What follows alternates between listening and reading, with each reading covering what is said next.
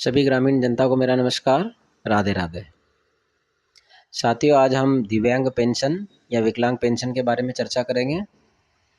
और जब भी हम किसी योजना के बारे में जानने का प्रयास करेंगे तो हम कुछ मोटी मोटी 4-5 चीज़ों की चर्चा करेंगे।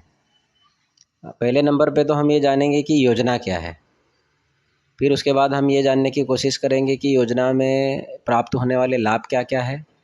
तीसरे नंबर पे फिर हम जानेंगे कि योजना में पात्र कौन है।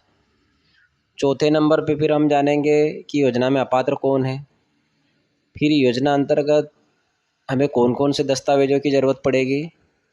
और अंत में योजना के लाभ के लिए हमें आवेदन कहाँ पे करना है।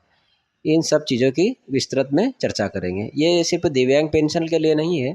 जब भी हम किसी योजना के संबंध में वीडियो बनाएंगे तो सबसे पहले इन 6 चीज़ों पर चर्चा करेंगे और उसके बाद में अगर आवश्यक हुआ तो कुछ और प्रश्नों के माध्यम से योजना को समझने का प्रयास करेंगे।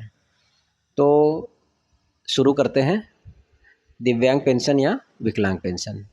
आज हम दिव्यांग पेंशन के बारे में चर्चा कर रहे हैं। तो पहला बिंदु ये है कि हम ये जानें कि दिव्यांग पेंशन होती क्या है। तो साथियों, जैसा कि नाम से ही स्पष्ट है, कोई भी व्यक्ति जो देखने में, सुनने में, बोलने में या चलने में असमर्थ हो तो उसे हम विकलांग कहते हैं। तो ऐसा कोई भी व्यक्ति जो इन 4-5 श्रेणियों में आता है वो दिव्यांग पेंशन के लिए आवेदन कर सकता है। तो इस पेंशन के अंतर्गत प्राप्त होने वाले लाभ क्या है। तो दिव्यांग पेंशन के अंतर्गत 600 रुपये प्रतिमाह का सरकार द्वारा अनुदान दिया जाता है, लाभ दिया जाता है। वैसे वर्तमान में मध्य प्रदेश सरकार में तो जितनी भी पेंशन योजना है सब में 600 रुपये प्रतिमाह का लाभ दिया जाता है। तो योजना अंतर्गत कौन पात्र है। ऐसा कोई भी व्यक्ति जो मध्य प्रदेश का मूल निवासी हो तथा जिसकी आयु 6 वर्ष से 79 वर्षों के बीच हो तथा जो विकलांग हो, यानी कि जो देखने में, बोलने में, सुनने में, चलने में असमर्थ हो, वो विकलांग पेंशन के अंतर्गत पात्र है। तो विकलांग पेंशन के अंतर्गत फिर अपात्र कौन है। ऐसा विकलांग व्यक्ति जिसका परिवार आयकर दाता हो, यानी जिसके परिवार की आय आयकर की श्रेणी में आती है। जो आयकर दाता है, जो रिटर्न भरते हैं, इनकम टैक्स फाइल करते हैं, वो इस योजना के अंतर्गत पात्र नहीं है।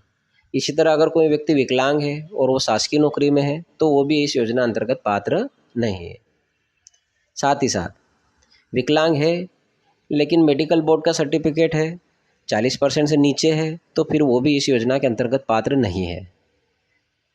इस पेंशन योजना के लिए आवेदन कहाँ करना है। ग्रामीण क्षेत्र में ग्राम पंचायत और नगरीय क्षेत्र में नगर पंचायत, नगर परिषद और नगर निगम में आवेदन किया जा सकता है। साथ ही कोई भी व्यक्ति पेंशन के पोर्टल पे जाके भी ऑनलाइन आवेदन कर सकता है। पेंशन के आवेदन के लिए आवश्यक दस्तावेज कौन कौन से हैं। पेंशन के आवेदन के लिए हमें आधार कार्ड, समग्र ID, bank passbook, medical board का सर्टिफिकेट और आयु संबंधी प्रमाण की आवश्यकता होती है। अतः आप जब भी पेंशन का आवेदन करें तो ये चेक कर लें कि ये दस्तावेज आपके पास उपलब्ध है या नहीं है। इसी तरह इस योजना में अपात्र कौन है। ऐसे सभी व्यक्ति जिनका परिवार आयकर दाता हो वो इस योजना के लिए पात्र नहीं है। साथ ही परिवार में किसी सदस्य को पेंशन प्राप्त हो रही हो, पेंशन का मतलब सरकारी कर्मचारी को रिटायरमेंट के बाद प्राप्त होने वाली पेंशन से है।